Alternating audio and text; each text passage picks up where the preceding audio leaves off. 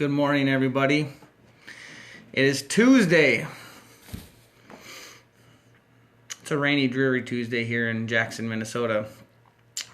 Hopefully it's a little bit nicer where you're at. But as I spend some time in prayer, in silence, I wanted to bring today's word of encouragement, especially as we continue to embrace this situation. It has to do with time. It has to do with time. Something that we typically have not a lot of, or that we generally want more of, but are finding ourselves having plenty of currently. And what was brought to my attention and what I began to ask myself is, during this time of isolation, how am I spending my time? And how are you spending your time? Are we trying to fill it with, or are we trying to prevent filling it with things, or are we trying to keep ourselves busy, prevent boredom, do house projects, to try and keep going, right? We're not used to slowing down. We're not used to pausing, so we're trying to fill it up. At least I am.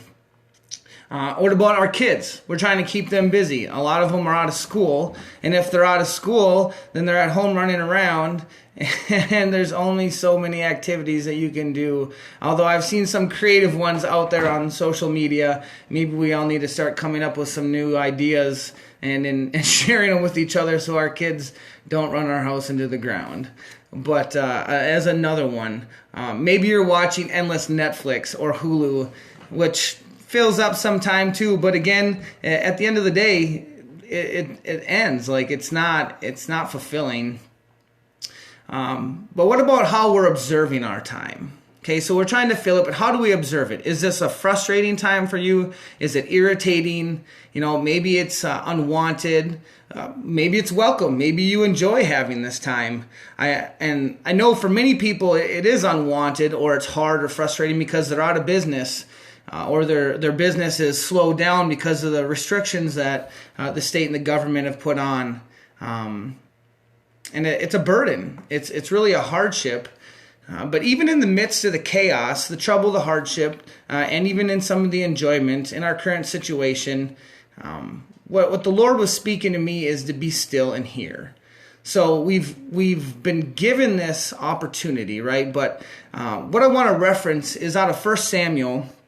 And 1 Samuel speaks about Samuel, right? So there was a woman named Hannah in 1 Samuel who was unable to have a child. So she prayed to the Lord, and the Lord provided her a child. But she prayed that if the Lord would provide her a child, that she would bring the child to the priest, Eli, and then he would be a priest. He would grow up a priest. And so he's growing up and he's blessed. And in 1 Samuel 3, the Lord speaks to him 3 different times, but he thinks it's Eli.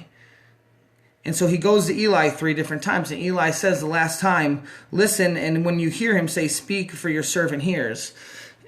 And so what I want to bring out here, though, is this is in the nighttime. This is in the stillness. This is in the quiet. And the Lord speaks. See, the Lord's speaking, and it's in the quietness.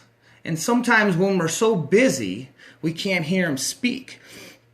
But it's in that silence that we're able to see it. And we even see it, we even see the importance of that in the Gospels, in the life of Christ. In Mark 1:35, this is Jesus now. And rising very early in the morning, while it is still dark, he departed and went out to a desolate place, and there he prayed. Okay? In Mark 6:46, I'm turning there. And after he had taken leave of them, he went up on the mountain to pray. In Luke 5:16, but he would withdraw to desolate places to pray. And then finally in Matthew 14:23, and after he had dismissed the crowds, he went up on the mountain by himself. Right? So he withdrew. He found a place of silence. And right now, we've been given a great opportunity, even in the trouble, even in the hardship, we've been given a great opportunity to seek the Lord in silence, in this time of rest. And in appearance, it might not seem like it's a great time because people are frustrated. People are burdened by not having their businesses open, and that is hard. But all the more, I encourage you to press into the Lord, to find that time, that time of silence where you completely isolate yourself, even from your family. Not like, hey, don't be around, but hey, I need to spend some time just hearing from the Lord in that silence. And so that was what was brought to me. So I asked the question, right? Because we have to ask the question, how are you going to spend your time? How have you been spending time, and how are you going to spend your time going forward? Are we going to try and just hope that this passes quickly and fill our time with busyness? Or are we going to embrace this moment of silence, this moment of isolation that we can use to step into the silent room, into the quietness and the stillness, and hear from the Lord and really hear what he has to say? And I'll leave you with two other verses. Psalms 37:7. When I was reading, I found these. Be still before the Lord and wait patiently for him. Fret not yourselves over the one who prospers in his ways, over the man who carries out evil devices.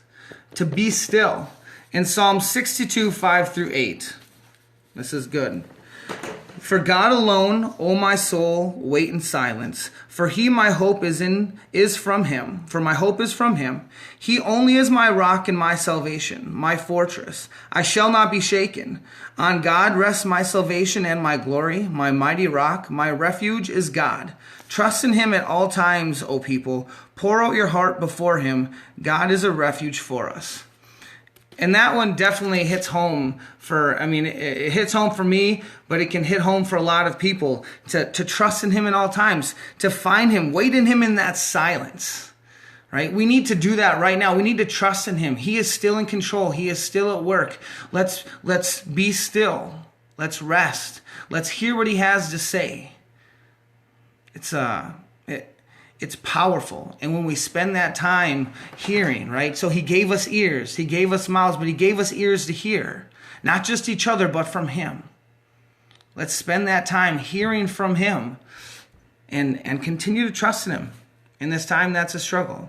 So that's my encouragement for today. Trust in the Lord as always, but spend that time, find that room, a closet, whatever, in silence. And I know if you got kids, there's not really a silent room in the house. I could go to the basement in the farthest corner. Muff your ears. Find a way where you hear nothing and just be still. Be still. And as well as you're being still and hearing from him, pray out the distractions. Because when we're sitting there in silence, our minds have a hard time turning off. Pray out the distractions so that we can just hear and seek the Lord in prayer and seek him in the silence. So I hope and pray that you guys have a wonderful day. Tuesday this week, we continue to enter into what's taking place. A lot of new occurrences, but we pray into this and we seek the Lord in silence. So as always, be an encouragement to others. Share the gospel truth. Share the message with your friends who are struggling, or with your friends who just need encouragement, and continue to share and be a light for Christ. So, all right, we'll see you guys later.